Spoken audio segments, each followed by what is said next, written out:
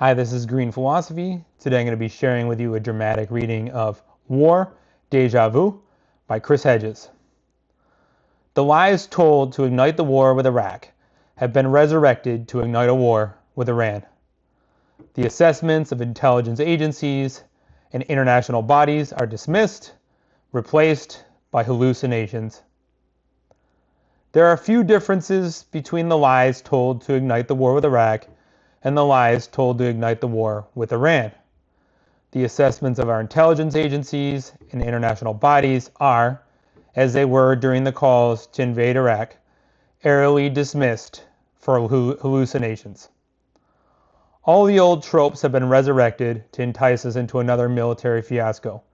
A country that poses no threat to us or to its neighbors is on the verge of acquiring a weapon of mass destruction, WMD, that imperils our existence. The country and its leaders embody pure evil. Freedom and democracy are at stake. If we do not act now, the next smoking gun will be a mushroom cloud. Our military superiority assures victory. We are the saviors of the world. Massive bombing, an updated version of shock and awe, will bring peace and harmony. We heard these canards leading up to the 2003 war in Iraq. 22 years later, they have been resurrected. Anyone who advocates for negotiations, for diplomacy and peace, is a stooge for terrorists. Did we learn any lessons from the fiascos in Afghanistan, Iraq, Libya, and Syria? Not to mention Ukraine? All the ghouls who sold us these past wars on false pretenses, such as the conservative talk show host Mark Levin, Max Boot, who writes, quote, "The strategic imperative argues for bombing Fordo," end quote, where Iran's nuclear enrichment program is buried underground. David Frum, John Bolton, General Jack Keane, Newt Gingrich, Sean Hannity, and Thomas Friedman have returned to saturate the airwaves with breathless fear-mongering. Never mind that their grand plan to topple the Taliban in Afghanistan and then invade and replace the regimes in Iraq, Afghanistan, Syria, Libya, Sudan, Somalia, and finally in Iran blew up in their faces. Never mind that their lust for war left hundreds of thousands, perhaps millions, dead and drained trillions from the U.S. Treasury. Never mind the sheer idiocy of their arguments. Their megaphones are secure. They are dutiful shills for the war industry, brain-dead neoconservatives, and genocidal Zionists who believe in the magical regeneration of the world through violence, ignoring catastrophe after catastrophe. Forget the intelligence community's annual threat assessment that Iran is not building a nuclear weapon, and Supreme Leader Khomeini has not authorized the nuclear weapons program that was suspended in 2003. Something reiterated by the International Atomic Energy Agency, IAEA, Director General Rafael Grossi this week. Forget that Benjamin Netanyahu, for almost 3 decades, has been breathlessly warning that Iran is on the cusp of producing a nuclear weapon. Forget that the preemptive attack on Iran by Israel is a war crime, not to mention the bombings of hospital, ambulance, and journalists. Forget the hundreds of Iranian civilians Israel has slaughtered in its waves of airstrikes. Forget that Israel launched its own attack on Iran as the 6th round of negotiations on nuclear enrichment between the U.S. and Iran were set to take place in Oman. Forget that it is the Israeli Prime Minister, not the leader of Iran, who is subject to an arrest warrant, accused of war crimes and crimes against humanity.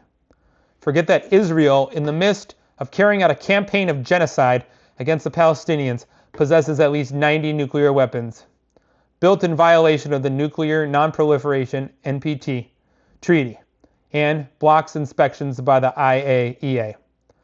Forget that Donald Trump ripped up the Joint Comprehensive Plan of Action, ICPOA, in 2018, an agreement to limit Iran's nuclear program, which Iran was abiding by.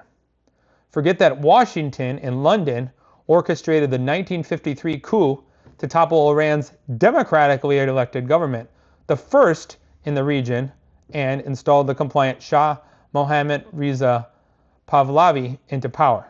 Forget that the United States, along with Israel, trained and equipped the Civic, S-A-V-A-K, the Shah's secret savage police. Bomb! Bomb! Bomb! Iran's purported nuclear weapons program is the evidence-free equivalent of Saddam Hussein's mythical weapons of mass destruction and alliance with al-Qaeda. The invasion and occupation of Iraq, which led to the deaths of over 4,000 U.S. soldiers and Marines and hundreds of thousands of Iraqi civilians, resulted in widespread destruction, regional instability, and gave birth to a range of fanatical extremist groups, including the Islamic State of Iraq and Syria, ISIS. The assurances that our invasion would implant democracy in Baghdad, which would emanate outwards across the Middle East, that we would be greeted as liberators, and that the oil revenues would pay for reconstruction, was a fantasy dreamed up by the George W. Bush administration and the Washington, D.C. think tanks. These shills for endless war do not grasp the mechanism or the consequences of war. They are culturally, historically, and linguistically illiterate about the countries they attack. Iraq, Afghanistan, Libya, Syria, Iran. I doubt they can tell the difference. These cheerleaders of war, once they are proven wrong, are adept at issuing mea culpas. They assure us of their good intentions. They do not mean to peddle disinformation. They only wanted to keep the world safe from, quote, evildoers, end quote, and protect our national security. No one, even those within the Bush and now Trump administrations, are intentionally dishonest. It is not their fault if they act on flawed intelligence. The problem is one of judgment, not virtue. They are good people. But this, perhaps, is the biggest lie. The intelligence assessments used to justify the war against Iraq were cooked up by a cabal of lunatic neoconservatives and rabid Zionists because they did not like the assessments of the Central Intelligence Agency, CIA, and other intelligence agencies. Now another cabal, dominated by Israel firsters, is concocting bogus intelligence assessments to justify a war with Iran. These wars are not prosecuted in good faith. They are not based on a careful and rational assessment of verifiable intelligence. They are utopian visions severed from reality, where our own intelligence agencies are ignored, along with the international bodies such as the United Nations, Weapons of Mass Destruction Inspectors, or the IAEA. The history of modern Iraq is a history of people battling tyrants propped up and funded by Western powers. The brutal crushing of legitimate democratic movements over the decades resulted in the 1979 revolution that brought the Iranian clerics to power.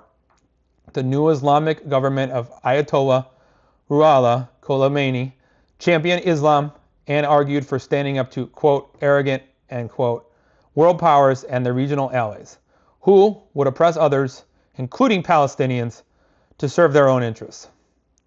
Quote, the central story of Iran over the last 200 years has been national humiliation at the hands of foreign powers who have subjugated and looted the country. End quote. Stephen Kinzer, the author of All the Shah's Men, An American Coup and the Roots of Middle Eastern Terror. Quote, for a long time, the perpetrators were British and Russians. Beginning in 1953, the United States began taking over in that role.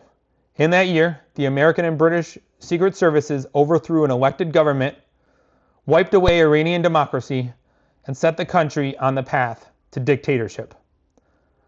Quote, then in the 1980s, the United States sided with Saddam Hussein in the Iran-Iraq War, providing him with military equipment and intelligence that made it possible for his army to kill hundreds of thousands of Iranians. Given this history, the moral credibility of the United States to pose as a promoter of democracy in Iran is close to nil. End quote. How would we react if Iran orchestrated a coup in the United States to replace an elected government with a brutal dictator who for decades persecuted, assassinated, and imprisoned democracy activists? How would we react if Iran armed and funded a neighboring state, as we did during the 8-year war with Iraq, to wage war against us? How would we react if Iran shut down our passenger jets, as did the USS Vincennes CG-49, caustically nicknamed the, quote, robo-cruiser, end quote, by the crews of other American vessels, when, in July 1988, it fired missiles at a commercial aircraft filled with Iranian civilians, killed all 290 passengers, including 66 children? How would we react if Iranian intelligence services sponsored terrorism within the U.S., as our and Israel's intelligence services do in Iran? How would we react if these state-sponsored terrorist attacks included suicide bombings, kidnappings, beheadings, sabotage, and, quote, targeted assassinations, end quote, of government leaders, scientists, and other Iranian leaders? How would we react if, like Israel, a country attacked us based on hypothesis, an attack that is illegal under the United Nations Charter, which forbids preemptive war? The pimps of war who orchestrate these military fiascos have risen once again from the crypt. They migrate like zombies from administration to administration.